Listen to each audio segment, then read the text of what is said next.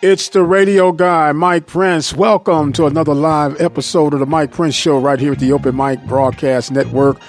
Of course, our daily mission is to come to you with news that you can use. Today will not be an exception to the rule. Our social media handles for Instagram, Facebook, and Twitter are all at the Mike Prince Show. The YouTube channel is Open Mic Broadcast Network. Our website, obnradio.com, and we cannot forget our 24-hour dial-in message line, 713-570-6736. And without any further delay, we're going to jump right into today's episode. Our guest for today will be the band director of the Prairie View A&M University Marching Storm. That is none other than Dr. Tim Zachary. We've been talking about a lot of no fall sports, but with no fall sports mean no band activity. And how will we deal with that? How will we recover from that? He will be our solo guest for today. And as we stated, we're going to jump right into all of this right now. Well, I hope that all is well with each and every one, wherever you may be throughout the course of this yet lovely day. We had some storms come in. Maybe 3 minutes tops. But it was a serious storm. And I said, how appropriate that a storm jumps in when we're going to be talking to the band director of the PV Marching Storm.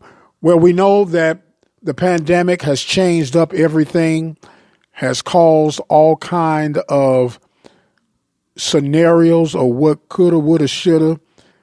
The latest and probably the most significant of date would be the MAC FBS conference deciding that they will forego fall competition for 2020 campaign. Now, of course, this is going to create what we've been saying, a domino effect, that other programs have already acknowledged and said, you know what, we're not going to pursue this thing. It's not worth it. And so now one of the ranks of the FBS, even though it is considered group of fives, but still a lot more money at their ranks than that of FCS and below. So that's very, very interesting to see.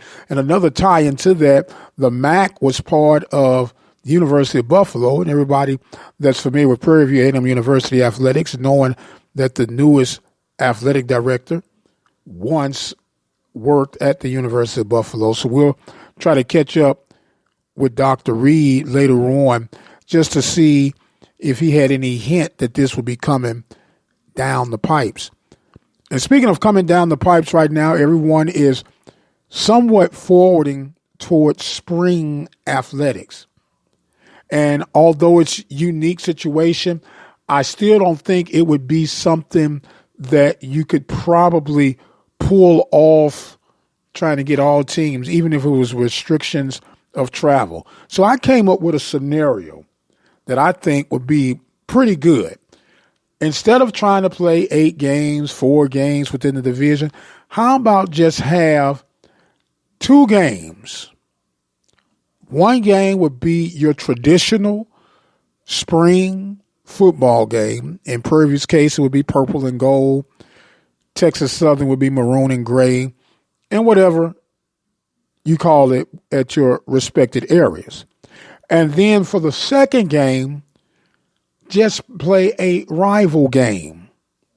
I think that would be very good, and you can pretty much take it on that 2020 home schedule, whoever would have been the home team for that home rival, and you go ahead and knock that one out. That way you have some form of football, and you get things back on track for the 21 fall season.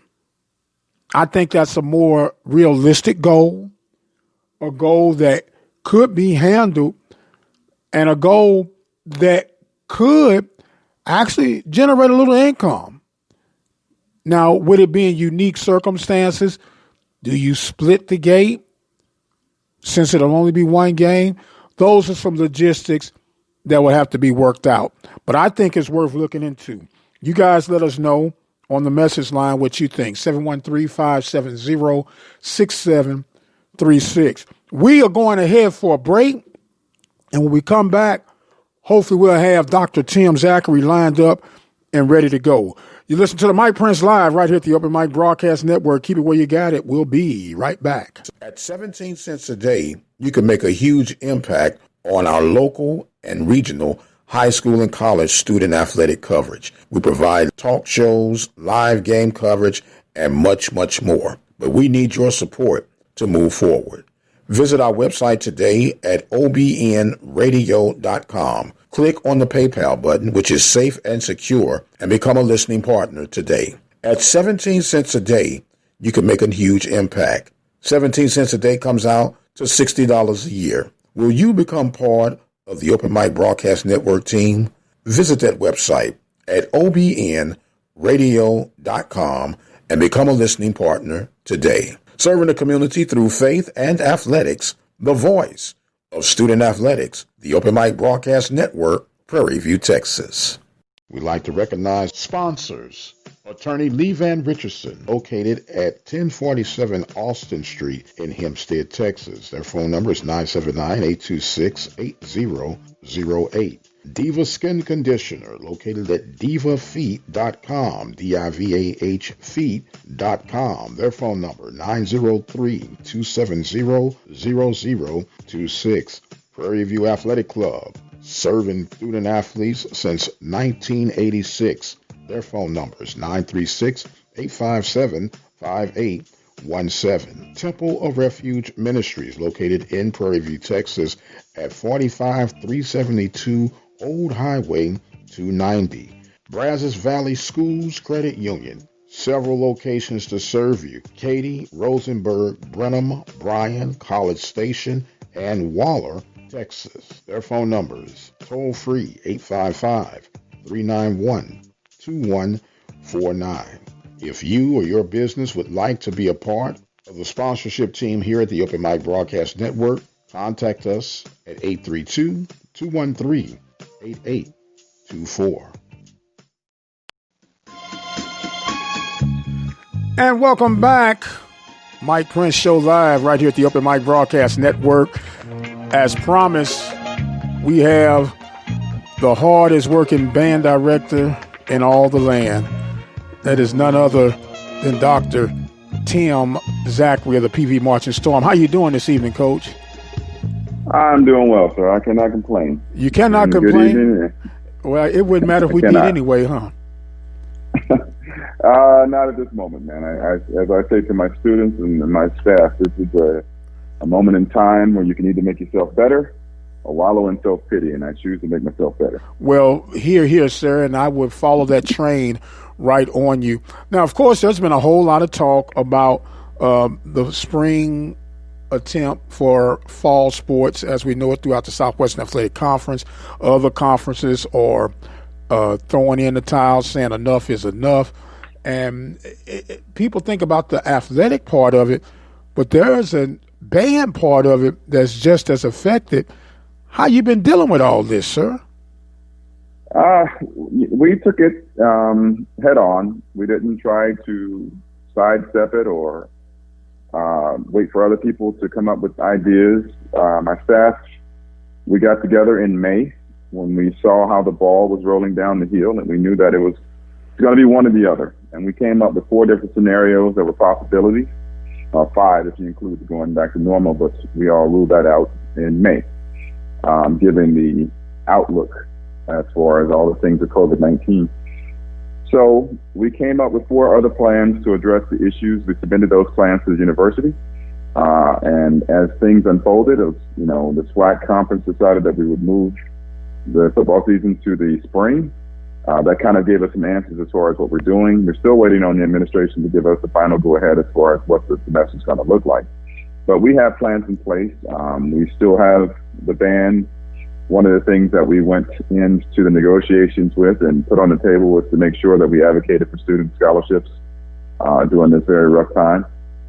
We advocated, that we keep the band in place. We just need to figure out a way to deal with this from a rehearsal perspective. And we came up with very concrete ideas as far as what rehearsal would look like given those 4 different scenarios. And those scenarios were if we're in school face-to-face, if we're half online, half face-to-face, if we're completely online and at home, or the 4th one was dealing with the students coming in on different days and to make sure that the numbers in the classroom didn't exceed whatever was advocated as far as the COVID-19 situation.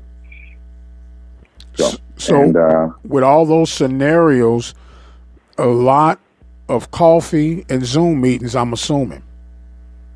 A lot of lack of sleep and research and making sure that we call the companies to deal with the PPE that would be necessary, as well as the other ancillary things that we will need in order to make an effective rehearsal, making sure that we're being a part of all the community meetings as far as what's current, what research is being done on instrument playing and using the instruments and disbursements and droplets and aerosols and all those other technical things that we never thought that we would really get into as band directors, but we had to become professionals on those things as well. And I think that we're suited and ready to go. We have a really good freshman class coming in. Like I said in the last show, we did our recruiting early because of how the band was a band, so that we weren't really affected by that. And we have we have always had a really good retention rate, especially within the last 5 years. And there was something that my business manager, Mrs. Bradford, came back, and I had her do the research on grades, and the students were phenomenal. I don't know how in this last 2 semesters. This is the highest passing rate that I've put on record since I've been here. It's always vacillated between 89% and 91%, but this year was 94.35%. And that means that the students scored above a 2.0 or better. More than 73% of the band has above a 2.5. So I know that doesn't translate into excitement for the listeners, but it's excitement for any educator to see that many students do well in school. Oh, it is true excitement, because we have to remember, despite all the vainglory that comes with athletics and band, they are still students first. And to hear a 94+% rate of success, that is exciting. So don't underestimate that, Doc. We're speaking right now with Dr. Tim Zachary, band director of the Prairie View A&M University Marching Storm. Now, this had to be a blow. As you say, you guys came more to a reality in May that this may or may not be happening, but you still got to translate that to the band. And when you were talking about how do you have social distancing safe practices with 350 plus band members? And, this is a very interesting charge. I gave this charge to my staff, and I'd already come up with some ideas, and they came back with, they're very innovative and very enthusiastic about what we do. So they came back with all these wonderful ideas. But we settled on an idea that was rattling around in my head at the beginning, that we would come in for the fall and deal with only 1/4 of the band for each day of the week. So we'll have a Monday band, Tuesday, Wednesday, and Thursday band. That's only 1/4 of the band. Those members won't all meet at the same time. We're able to manage that. That's about 100 people. So we're dealing with anywhere from 12 to 20 people at a time in different areas of the building and even outside. When we actually have rehearsal with those students, they'll be outside. And of course, we'll have more than 12 feet between them in order to have that rehearsal, which the recommended is 6. But we're going to go a little bit further. Okay. To make sure that we're safe. We're also going to give them instrumental covers and PPE that's geared to what we do based on the research that we've done. So we've put a lot of thought into this, and each band director will have a band that he or she is responsible for, and those bands will not cross-pollinate. They won't even be in the building on the same days ever. So that allows us to keep moving forward. It allows us to train. It allows us to become better. Because now we're dealing with fewer people, and we can actually listen in and tune in to what's going well and what's not going well, and we can self-correct. So I see this, even though it's a horrible situation to be in, And it's a horrible situation for our entire nation.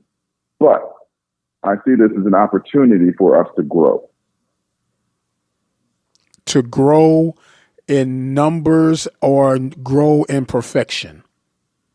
Grow in perfection. Actually, the numbers are stabilized. We are still somewhere between 200 and 310 upperclassmen and about 60 to 80 freshmen. So we're still in the same ballpark that we've been in for the last 3 years. Okay. Now, I can see the fine tuning, and when you break things down into smaller groups, you can kind of work on, hey, man, just a little bit more here, a little bit less there.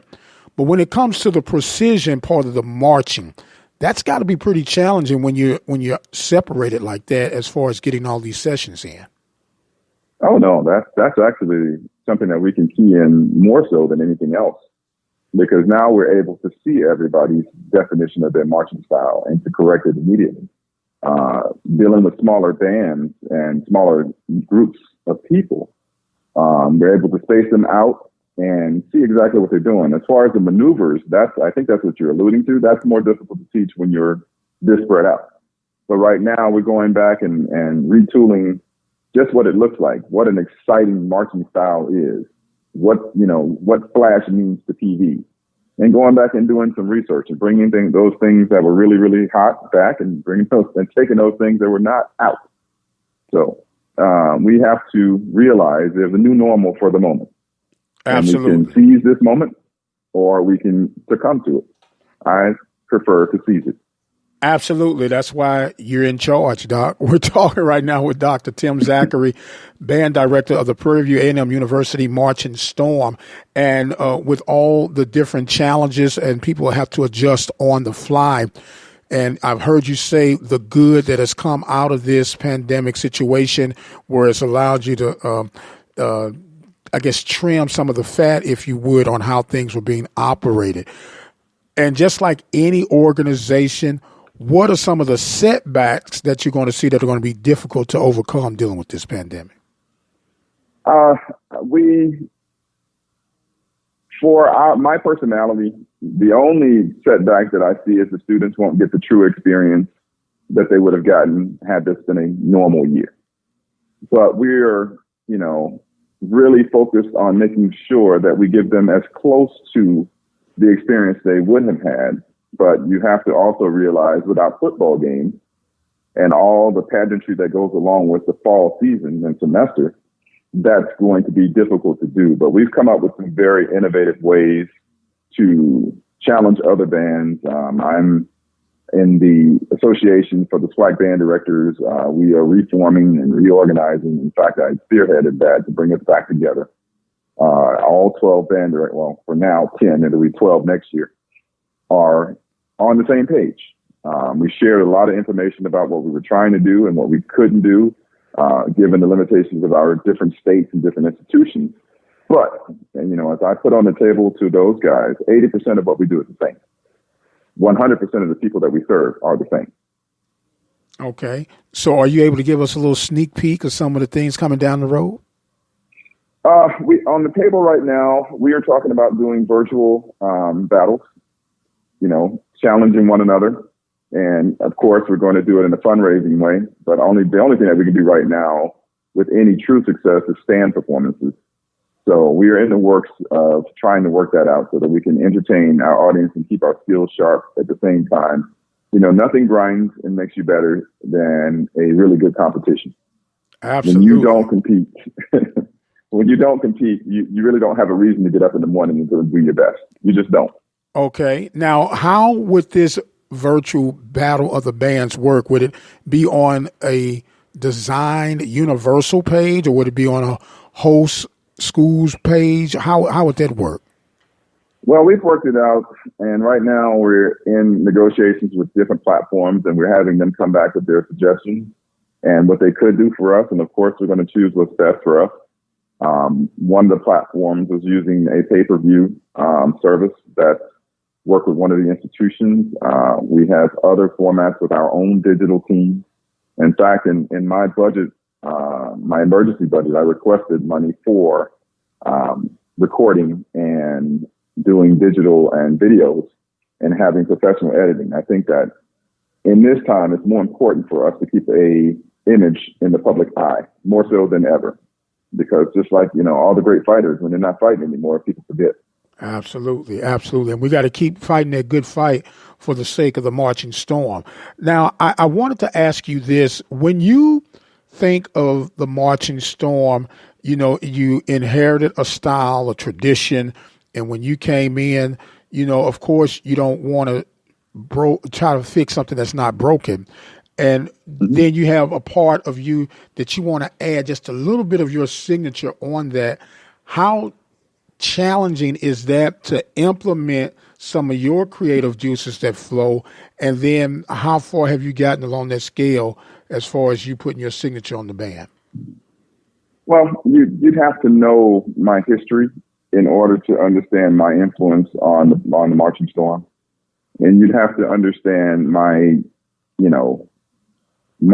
introduction to all of this was having a band director who went to Southern University and a teacher that went to Mississippi Valley, going to Southern University, going to Norfolk State University, playing in the Virginia Symphony for 10 years, playing with the United States Navy Band, playing at Indiana University in the top ensembles, playing all around the world in other ensembles. So my background is in performance. So that is what I bring to the table as a player. As a performer, I want excellence on your instrument. And I know we don't always inherit that, but that's also why we're teachers. When I get a kid that comes in on a level 2, by the time he or she is a senior, they should, if there are 5 levels to what we do, they should be at least a 4. Otherwise, I've wasted their time. Okay. And that's what I think that we try to bring to bear in sound, in precision. I've always, because of my background and understanding the tradition and history of all of these institutions and respecting every last one of them for what they bring to the table. And I am one of those persons, as you've heard in your previous interviews, I am a student of history. So I respect all of the masters that have laid forth the groundwork for what we do, which include Prof. Ed, which includes so many other people. So I understand the bed that we're making. It has to have the framework of where it comes from. Otherwise, it's not what it's supposed to be. Now, that doesn't mean that I'm trying to be another person. I would never do that. No one can be a better Tim Zachary than I can be. And that's what I'm going to bring to the table at all times. I cannot be another person, nor do I desire to be another person. I remember the persona that my college band director had and how huge it was. His personality was huge. Dr. Greggs, Isaac Greggs from Southern University. I remember working with Paul Adams and O'Neill Sanford and how their personalities became the program. So when I got to PV, I had to look at what was here. I had to do a whole lot of research and to understand why certain things are done the way they're done, and then try to improve them, not change them, improve them. Better marching, better playing, better grades, all of those things. That's what our job for the last 8 years has been. And, I always told the students, we start off with a concept, and that concept runs for 4 years. Well, the concept that I brought here to begin with was improving sound. That lasted for 3 years. Then we went on to talk about entertainment. Because I'll be honest with you, I don't care how great you play. If you sound bad, nobody wants to listen to you. Yes, sir. Hear, hear. Hear, hear. No one, like you say, if it's not sounding right, you lose all interest. And let's be honest, for a long time, and in a lot of other schools' cases, the band was part of the lure to come out and watch a football game because you knew that it was going to be a great performance. And when you get that consistency, you have a tendency to expect that. Now, that you brought up the fact of the various backgrounds and the expertise that you bring to the sound of the band, many people, and I'm going to put this from a fan's perspective, what they are looking for and want doesn't always equal the perfectionist sound and quality of a band director. Is that safe to assume? No, that's very safe. But at the same time, I can go in and critique a surgeon. I wouldn't do his job. Well, it's different now because it's about the music. Now everybody, they want the music and they want you to be able to jump out and, well, such and such a band was doing this. Why don't we do that? And then when you do that, they'll say, well, what and such and did that. Now you're just imitating. Right. There's, this is the business that we're in. And at the end of every performance, there are certain things that I look for. One, did the students do what they rehearsed? All the energy and time and effort that they put in, is that what came across to the audience? Secondly, did it do for the audience what we thought it was going to do? And sometimes it does, and sometimes it doesn't. That's entertainment. That's sometimes you're killing, and sometimes you're not. Now, those are the things that I guide how we do the next performance.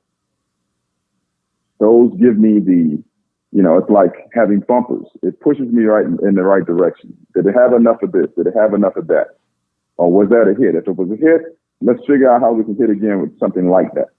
But you also realize that in this particular regime, we don't repeat ourselves very much.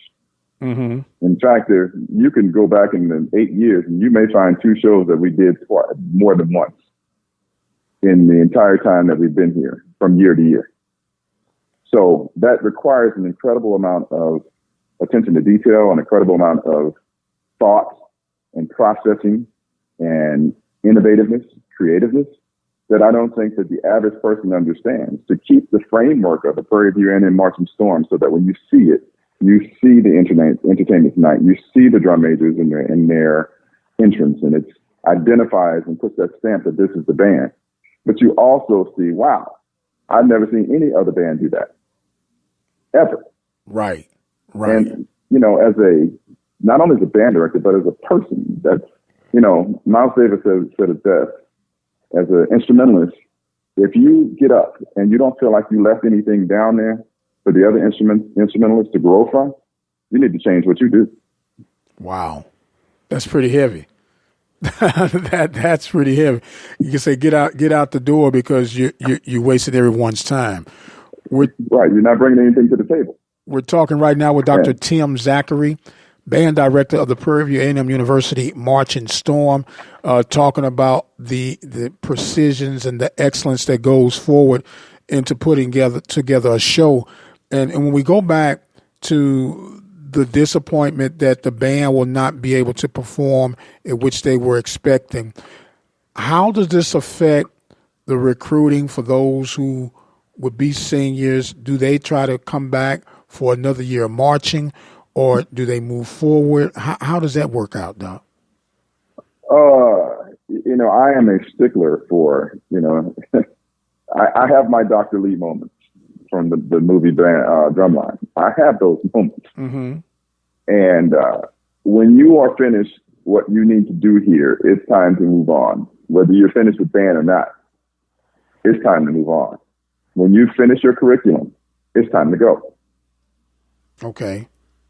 Plan for the next stage of your development. And that's what our job is to make sure the students have an outlet, that they understand what discipline is, but at the same time that discipline and work lead to success. And the success is the fun that they're really searching for. It's not always about smiling and having a good time. It's about the work that leads to success in order for you to smile and say, wow, we did that. Absolutely. And that follows them into the classroom. And, we have an exceptionally high graduation rate. We're getting kids out. They graduate so fast now that, they walk in the office and say, hey, man, I'm graduating. I'm like, man, you just got here. But congratulations. Right. It's really exciting to see, and they're going into these wonderful careers and doing such, beautiful things. And it's every area of the band. It's not just one section or one part where people are being successful. It's every part of the band, all the way down to our equipment staff and our media team. They don't come across the public as being in the public eye, but they're integral parts of what we do. They're important, and we push them in the classroom just like we push every percussionist, every trumpet player, every black fox, every color guard, every staff member, including myself. And that's what we do, and that's what we're supposed to do. Like I said, this season's going to be a challenge, but we're up to the challenge, and we're going to make sure that we come out of this further ahead than we were before. Well, I'm listening to you. You say once your eligibility is done as far as the classrooms and you've exceeded what you're supposed to have, we're not going to send you home, but you're going to have to get up out of here. that or you come back as a graduate assistant, which we have about 5 of those. And we've had quite a few graduate assistants come through, and they're graduating in a year, going on to do great things. And, that's a great program to be in. When I was at Southern University, we didn't have graduate assistants. We had graduate assistants at Norfolk. In fact, I ended up being one. And it's a great transitional element for those students, who want to go to the next level. We don't use graduate assistants in the band. They become student leaders and student directors in their area, so that we have another level of liaison between the students and the staff. Okay. Coach, I'm sorry, Doc, we've come up on, I got to take a break. Can you hang around with us through the break and we'll come back and continue this conversation, sir? Yes, sir. Okay. We're talking with Dr. Tim Zachary, PVAMU Marching Storm. We're going to take us a quick break, and we'll be right back with more of tonight's episode of the Mike Prince Show. Hello, this is Alonzo Hardy Jr., the president of the SWAC Alumni Association. The SWAC Alumni Association is an organization founded on December 10, 1999, at the Sheraton Hotel in Birmingham, Alabama. Its mission is to serve as a rallying ground for individuals who have made the Southwestern Athletic Conference the illustrious conference that it is today. Its membership is open to former student athletes who played in the conference in any sport, as well as to coaches, athletic administrators, staff members, game officials, and fans. Annually, the association holds a Legends Awards and Roast Banquet or luncheon where it honors individuals with Lifetime Achievement Awards, a Chuck Prophet Wackenmaster Award, and occasionally a Distinguished Service Award. Proceeds from that event help to finance degree completion scholarships for student athletes who have exhausted their playing eligibility at SWAC universities, but who may still need an extra semester or 2 to complete their college studies. For more information on the SWAC Alumni Association, or to get information on becoming a member, you can send correspondence to SWAC Alumni Association, 875 Miller Creek Lane, Newport News, Virginia, 23602. The email address is SWACalumniassociation@yahoo.com. Have sports, will travel. The Open Mic Broadcast Network serving student athletes from Little League, high school, and collegiate coverage right here on the Open Mic Broadcast Network. From coast to coast, from dusk till dawn. You can catch all student athletic action right here at the Open Mic Broadcast Network, the station designed with you in mind. Serving the community through faith and athletics, the Open Mic Broadcast Network, the voice of student athletics.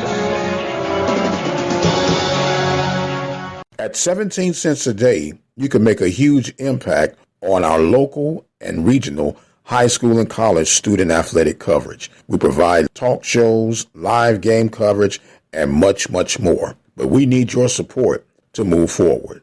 Visit our website today at obnradio.com. Click on the PayPal button, which is safe and secure, and become a listening partner today. At 17 cents a day, you can make a huge impact. 17 cents a day comes out to $60 a year. Will you become part of the Open Mic Broadcast Network team? Visit that website at obnradio.com and become a listening partner today. Serving the community through faith and athletics, the voice of student athletics, the Open Mic Broadcast Network, Prairie View, Texas. And welcome back, ladies and gentlemen. Mike Prince Live. Open Mic Broadcast Network. Our special guest on tonight is none other than Dr. Tim Zachary of the PVAMU Marching Storm. Coach, I thank you, and I did call him Coach again, but I thank you for hanging in with us throughout the break. And as we were talking about all the expectations and the precision that goes on with it, and you kind of made reference to it in one of your earlier statements. You said 10, then you had to correct and said 12 eventually. We got 2 new members coming in, the Marching 100 of FAMU and the Marching Wildcats of Bethune-Cookman. Now, I'm going to put you to the test on your historical data reference. And what can you tell us about these 2 marching bands? Both Florida bands have Florida style. They are the ideal MEAC sounding band. They are the bands that all other bands wanted to sound like in that conference. I have incredible respect for both of the directors and the people on the staff. Very talented individuals. I think that they bring a lot to the table. I'm very excited to see both of them here, to be honest with you. I know that they're going to be a few years for their transition between the styles, but I know they're up to it, and it's going to make all of us better. They bring precision. They bring performance. They bring musicianship, which means that every band in the SWAC is going to have to raise their level, and they're going to have to raise theirs to match the intensity of the SWAC band. Okay. And I'm excited to see that because I think it's going to make us all better. Now, when you say the MEAC style, could you explain that part? There's, that's a tough one to do, but MEAC bands, they're not as aggressive as SWAC bands for the most part, and that's changing. I think they're starting to do one of those things where that idea, it's like the idea of country music and pop, how they've kind of fused into one thing. So over time, those things have come closer together, but in their origins and being that I, cut my teeth in a SWAC band and then I worked my very first job in a MEAC band, I could tell the difference immediately. Different types of performances on the field. The performances were about different things. So I think that they've played over the years, and like I said, they are the ideal bands in their conference, in that conference that they're coming from. But in this conference, they're going to have to do some adjustments. But like I said, we're going to have to make some adjustments as well. Nothing but respect and love for all of them. But I am a competitor. Let's not forget that. I'm not going to say all that without telling you the truth. Look, if we have to run 100 miles, I'm going to run 110. Okay. I love that. I love that. Yes, sir. Bring it on, right?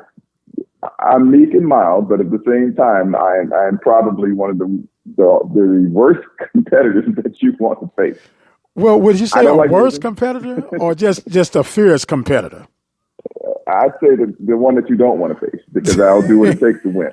I'm not going to cheat. I'm not that guy. I'm going to take the high road.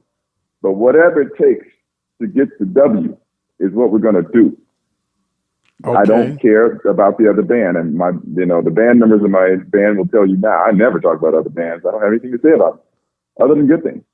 Right. But I'll tell them what we have to do in order to reign what we have to reign. Absolutely. In order to be the best. I do understand that. You can't get better stretching your neck trying to figure out what everybody else is doing. You got to focus on what your task is at hand. Go out there, get it done. Keep your eyes open, ears open, nose to the grind, and just do what you do. Right. That's when you listen to any of the great athletes talk about why they're great, 9 times out of 10, I was listening to something on Netflix the other night with LeBron, and he was talking about his game and the game that he thought he was, everything clicked for him. It was the moment that he stopped thinking about other people. It was the moment that he stopped judging himself. It was the moment that he pushed himself more than he thought about anyone else. And that's the way we approach this band. It's never about them, but at the end of the day, it's about winning. Yes, sir. And I think as long as the kids' minds are clear on what the objective is, and they have an outline procedure to reach that objective, and they bought into why we're doing what we're doing, any one of them will tell you, when we practice, we don't practice long. we don't have long rehearsals. Not when you compare them to the rehearsals I had when I was in college. Okay. You know, and when I was in school, we would go to rehearsal at 3:00, get out at 6 or 5:30, come back in at 7, and stay until 12, 1, or 2. This was normal. It was normal here at that time. Mm-hmm. I was in school from 88 to 92 at Southern, so that was normal. Right. But you fast forward to now, we're able to accomplish the things that we need to accomplish from 5:30 to 9:30, and we're done. Okay. But it's also the students have bought into the way we rehearse. They know exactly what we're going to do, when we're going to do it. And that's why, even though they're apprehensive about coming back and all the stuff that's going on, they know that we're going to have a very tight schedule, and everything in that schedule is going to be geared toward keeping them safe. Yes, sir. Yes, sir. And speaking of keeping them safe, what's your testing protocol if you have one? That is up to the university. We don't have one. The university has to set that policy because that is something in a higher level than I'm on. But we are looking forward to hearing that from them to understand what our relationship is with our parent school, to understand the policies that are going to flow down to us as far as what they're going to do and how they're going to do it. We are going to have some standards that we put in place. There will be temperature checks. There will be wellness checks before you come to rehearsal. And there will be electronics. So if you don't feel well, don't come. Right, right. And, the common sense approach. Yes, and we're going to put those in place. I mean, it puts a lot of onus on the student and the staff. Everybody, we're all in this together. And the great thing about our program is, like I said, the students are bought into what we do and how we do it. So we don't have a lot of push and pull. I can, go in the band room and you have 400 people talking, and in less than 2 seconds, they all stop. That doesn't happen everywhere. I do understand. So you say you got things somewhat under control. We have them as far as the plans in place. We have them in our minds under control, but we also understand that life doesn't always work according to plan. And you have to be flexible enough to make sure that if something changes, you change with it in order to adjust to it. So we're, every day we wake up and we look at the plan we have, and we adjust it based on what happened yesterday and what we think will happen tomorrow. But our ideal thing is to get through this and to move the band further down the playing field, to make our shows even more exciting, to make us sure that our students are safe above all else, make sure that we're safe above all else, and do our very best to come out of this semester with an incredible product. Yes, That's my idea, to have a great show together by mid-October, even in this disjointed way. But that's the idea, to come out of this with an incredible show, a Honda-type show. And, I think that the audience should go back and look at some of the performances from last year and realize that we did the Houston Battle of the Band and the Labor Day game in the same weekend. And we went to the Labor Day game with a show that no one had ever seen, that we had never done. It was totally new, top to bottom. The very next day, we did a 18-minute show that was new and different from everything that we did the day before. Then we came back and went to the Honda show on the big stage and did a show that we've never done before and no one else has done. So I think that sometimes, in our desire for fulfillment as far as the sameness, sometimes we're not understanding that we're pushing the envelope so that new norm becomes the thing that you're looking for. We can't stay stuck in the past. There you go. The Army has to grow. The Navy has to grow. If they don't grow, they're going to be defeated. You don't grow and you don't stay ahead of the game with the technology and new styles and flavor to add to it. I do understand. One of the old things is, even if you're in a race and you keep a constant speed, if you're not leading the pack, you're falling toward the back. You are a very sharp dude. That's why we like talking to you here on the Mike Prince Show and the Open Mic Broadcast Network. Dr. Tim Zachary, Prairie View Marching Storm band director. Now, a lot of people might not be aware, Doc, that you guys have other events other than football games and performances that you do and adds to the kitty from time to time. Have you been able to discuss possibly rescheduling that? I know with the spring football talking right now, what are you guys planning as far as the spring goes? Well, this spring is up in the air because, we've never done football, not in my career, and I'm old, but not that old. I'll be 51 in September. God says the same. But in my career, I've never had a band that have to go full throttle in the spring semester because band's not set up to do that. These student athletes, some of them call them, whatever you want to call them, they literally adjust their schedules for band. They know we're going to go full throttle in the fall. So they take whatever major they have, and we have engineering majors, architecture majors, criminal justice is a very large one. I think biology is the largest major in the band, and one of the smallest majors in the band is music. But they have to adjust their schedules. And some of these classes, PV is a real school. It's a real school. And with real success and real, great alumni. So they have a lot to live up to in these classrooms. So they put a lot of their more challenging classes in the spring because of history and tradition. Well, what happens when we have band 5 days in a week in the spring? And you still have those challenging courses that you had set up before. So we're not going to have band 5 days a week in the spring. I'm just not going to do that to them. I think that's unfair to them. So we will make the adjustment and try to get away with 2 or 3 days because I do know that they have other things that they've already committed to if we're able to even get to that point in the spring. And hopefully we will.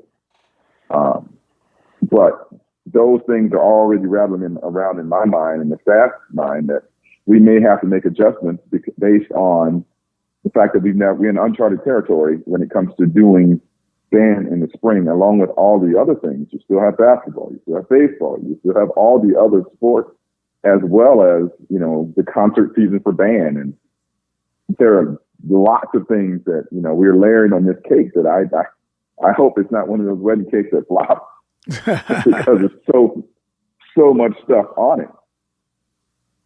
Well, I'm hoping that it doesn't flop neither. But that's where we are, and that's in our strategies to try to figure out what's next in the spring. We will be there. We will be the Marching Storm. We will be in the building, but we will make the adjustments to make sure the students are successful. Absolutely. We will never make the performance more important than their success. Absolutely. Performances are important, but not as important as their success. Very well stated, sir. Now, you and I had spoken before, and I witnessed it. I just want to see that you witnessed it the same way when it came to the actual playing during games. I think last season was a little bit releasing of the hounds. They kind of let you guys get away with a little bit more than in times past. Would you agree with that? I would. We got called, I think it was once, it was a home game for playing, but for the most part, for the other games and the greater part of the season, it was, going back and forth. Unfortunately, and I think we have that many fans in the stands this year, if any, for our home games. But yeah, the commissioners, we had an opportunity to speak with him as the conference band directors. We all talked, and he talked to us for about 3 hours. Okay. Awesome guy. He was at PV, he was at Texas Southern. He understands band culture. He understands more so the Marching Storm and the other bands. But his outlook is different than the previous commissioner. And we're working on some things, and he's actually bringing us to the table to discuss the performance etiquette and the things that we do at the game and how we can be more. He wants us to be even more involved, which is awesome. This is great. His idea about trying to host a SWAC battle of the band, since we have the advent of Bethune-Cookman and Florida A&M, you do know that this is the most powerful, the most well-known band conference in the world. Oh, no doubt. No doubt. The world. And you know, that was I got a question for you about that later on, but continue on. There's no conference that you can think of. And you have the isolated events where you have great bands, and we're not trying to take anything from those great bands. But you don't have 12 great bands in one conference. It's awesome. You don't.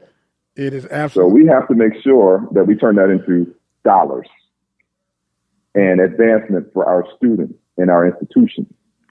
Yes, sir. If they can do it for football, and the number one football team in the country gets X amount of millions of dollars, hey, we have 12 of the best bands in the country in this conference.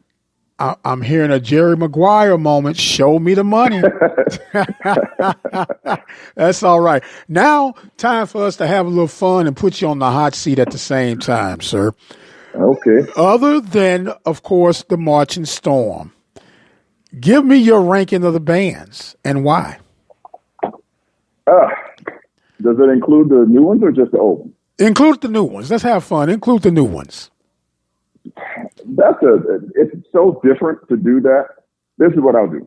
I'm not going to rank them because, one, I don't watch them enough to do that. Okay. But given the historical precedent and things that I have heard, they're all good at different things. Okay. As far as musicianship, at the top of that list, and it's not in any order, you're going to have Florida A&M, you're going to have Bethune, you're going to have Alabama A&M, you're going to have UAPB, Southern, Jackson. Then that's the point. Our whole conference is filled with bands that all are good. Yes, sir. I know that. That's why I'm putting you on the spot. That's why I'm putting you on the spot, Doc. You are in the thicket of things. And like I said, I know my preference, but I want to hear from someone who's in the belly of the beast, who's dealing with these things, know what to look for. There's so many things that I like about each band. Even when I listen to the Oceans of Soul, I hear exciting arrangements. When I listen to Southern, I hear arrangement. I love the downfield drill, the precision of that. That's really cool. That's uniquely them. And it's the same in Jackson. I think Jackson is probably edging them out as far as that right now. They're much cleaner to me. Okay. With the drill. Southern, the sound. They've established the sound and they got not let it go. It is uniquely them. And I think that as the rest of us rise, we should realize that, when you listen to Lou Rawls and you listen to Luther Vandross, both of them sing well. Very much but so. They should not sing, but they shouldn't sing each other's songs. Right. Man, you know what? It's ironic you brought up Luther. And I'd always been a Luther awareness type guy. But I listened to this dude last night in a concert. That brother could blow, man. When he did listen to him live was totally different than listen to him in a recording. Oh yeah, Luther is my favorite male vocalist of all time. He was just a unique talent.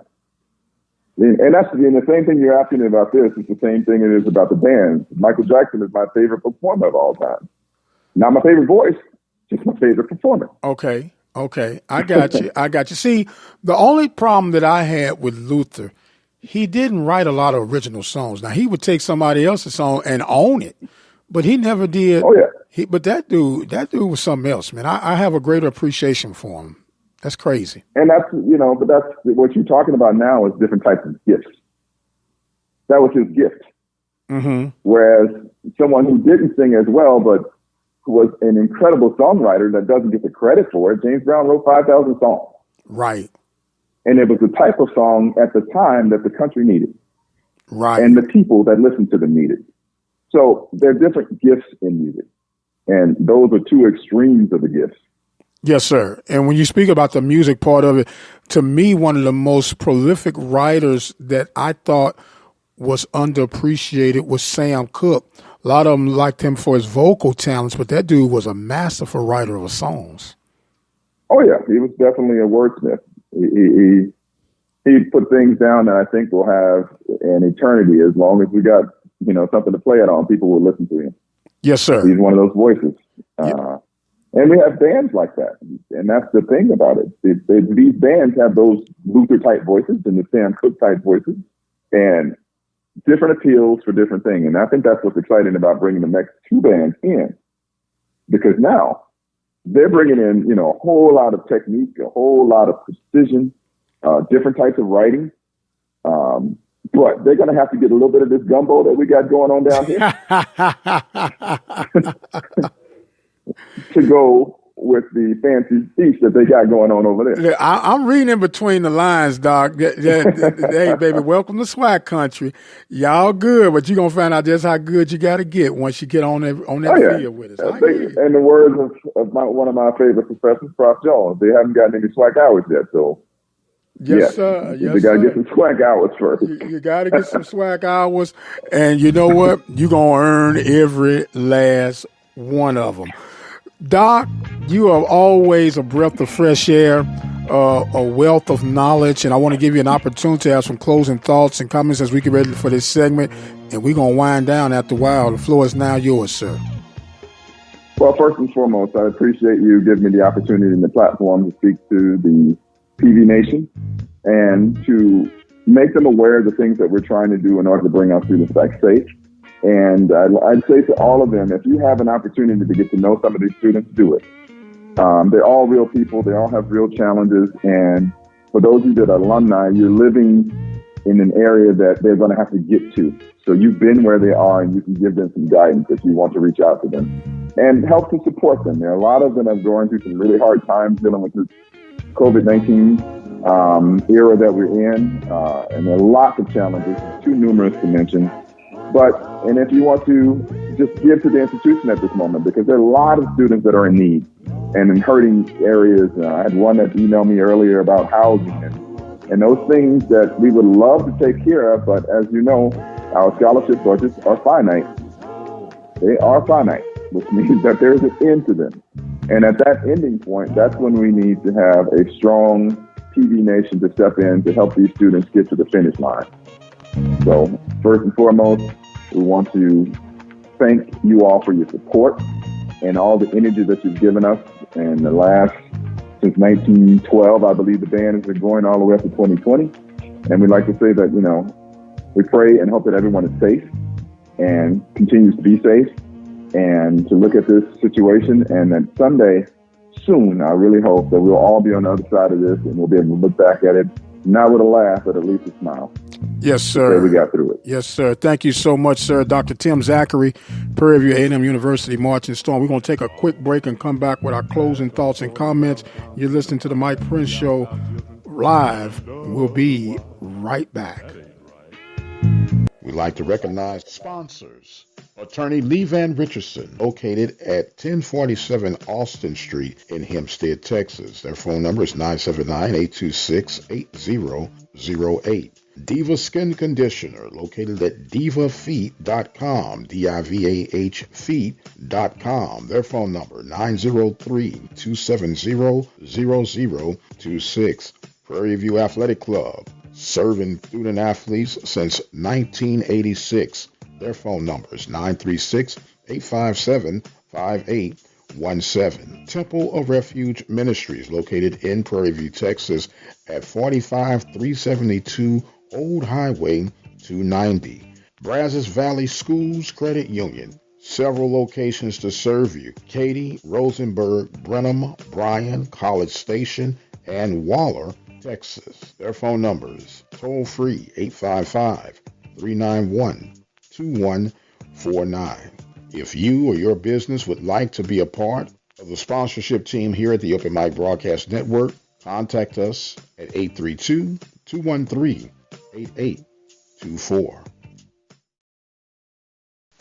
You're looking to expand your business or services? Let the Open Mic Broadcast Network help lead the way. With our customized campaigns, we are definitely able to reach your target audience. For more information, dial 832-213-8824. The Open Mic Broadcast Network, serving the community through faith and athletics. The voice of student athletics.